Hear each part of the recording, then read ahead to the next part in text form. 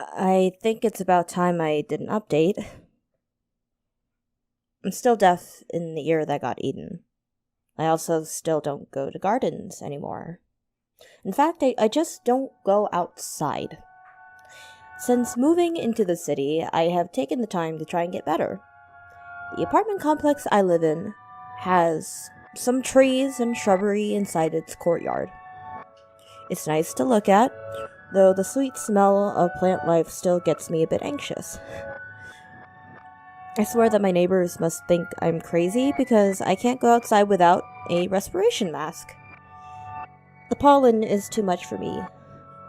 I suppose that with how long it's been, I lost tolerance for it. The apartment I live in is pretty nice. It's well maintained, there are guards and delivery services. It also costs quite a bit to stay here. I was lucky enough to get jobs I can do at home.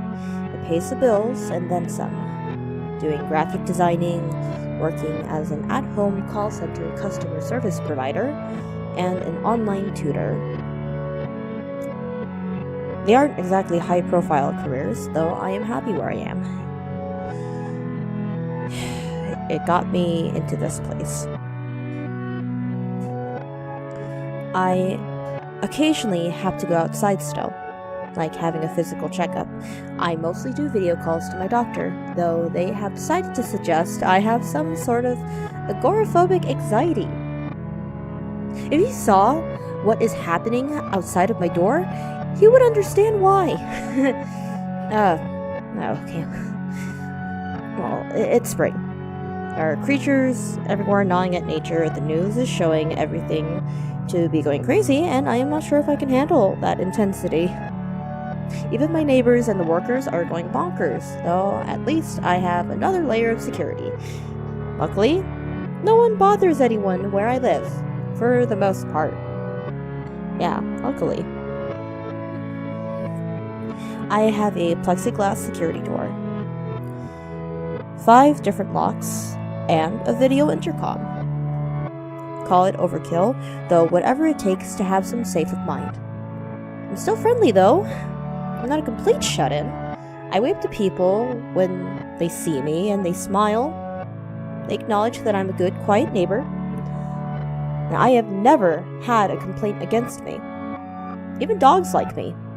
As long as they don't go near my ears, I am fine. I pass the time between work through admiring my 3-story neighborhood. I was lucky enough to be at the top floor, so now I can see everything.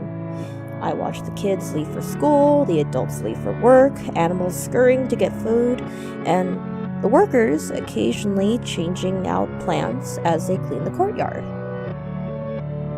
Recently, they've installed these beautiful trees with white bell flowers. It was almost tempting to try and sit underneath them. They were only almost tempting because the moment I had opened my door to receive my groceries, I started to feel dizzy. I grabbed my parcel, rinsed it as fast as I could, and washed my face off. I didn't think I needed my mask if I just opened my door for a package, though whatever those trees are, the flowers are terrible. They smell fine, but they hurt my head and make me feel confused. Like I'm losing track of time. Likely, I am not the only one to complain about the flowers because I see the gardeners and landscapers picking them off with masks and gloves. When they see me, I give them a big thumbs up, thanking them, like yay. They nod with what I assume is a smile and a wave back. The flowers are treated with care, as if not to spread that wicked pollen, and are taken away. The dizziness is still present, however, even though they had removed the flowers. I had a mind to complain about simply getting the trees out, and I'm sure I am not the only one having issues with the smell because I see the apartment maintenance helping to move out my neighbors. They aren't even in a mood to say a proper goodbye, a wave, or Damn, at least a nod. Just give me a nod. It's probably a good thing to get out of the area anyway. Not everyone would do the amount of security as I have done to stay safe. Watching the news, I have heard reports of people getting robbed and not remembering any details of the crime.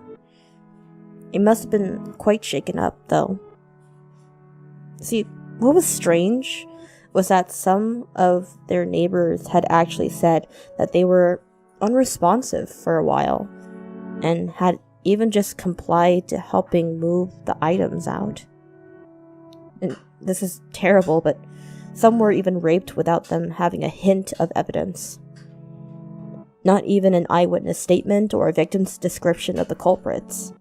It's truly just sad. It's terrible. Their HOA has promised to keep things safer, though no attempts have actually been successful. Young girls have it the worst, but even some boys are harmed. No one's safe. Well, anyway, another day and another neighbor. It's actually getting a bit sad when I see them all leaving. There was a family that I occasionally tutored their 2 teens moving out that I wanted to see them off.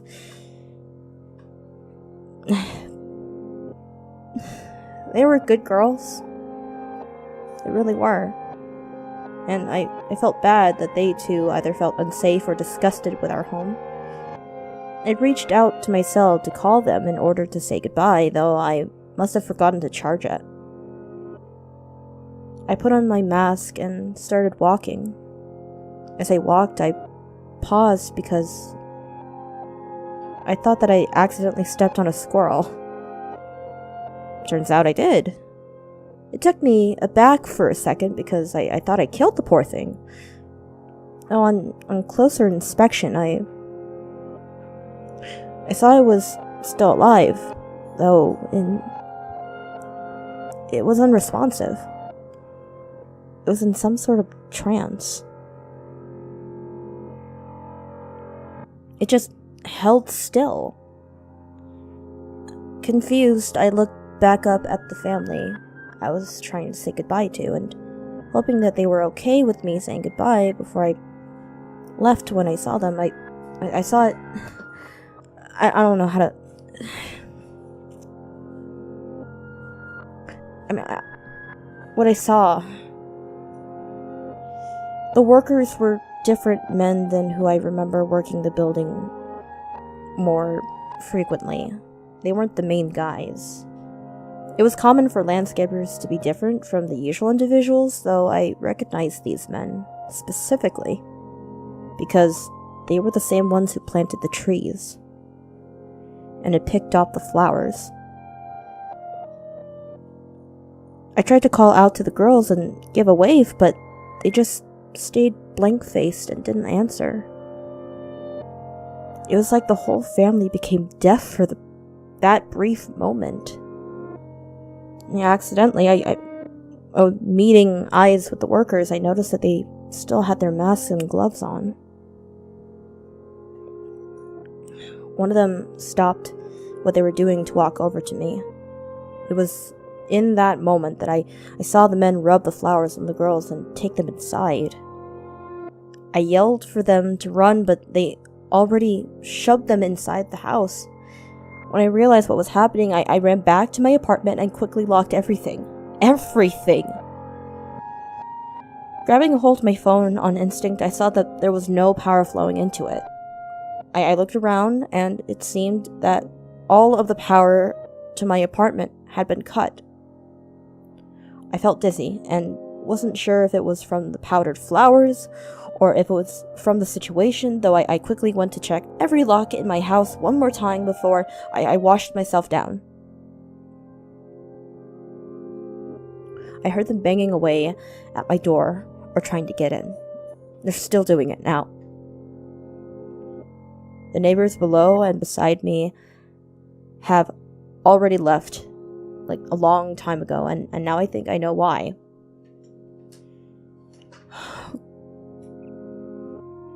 You know why? Oh god, those girls. The news, those flowers. Freaking. Those goddamn flowers.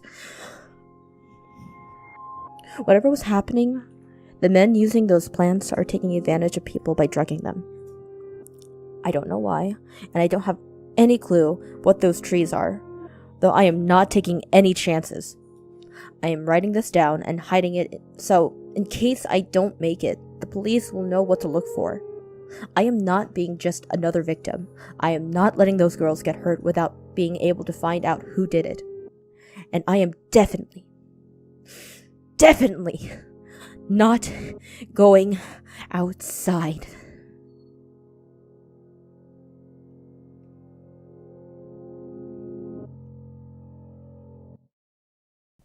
Hello everyone, this was ExplicitCensor narrating. If you enjoyed it, why not subscribe and donate to my Ko-Fi? It helps keep the channel going, and you can make requests through it. The link is in the description below. Thank you so much for watching. Until next time,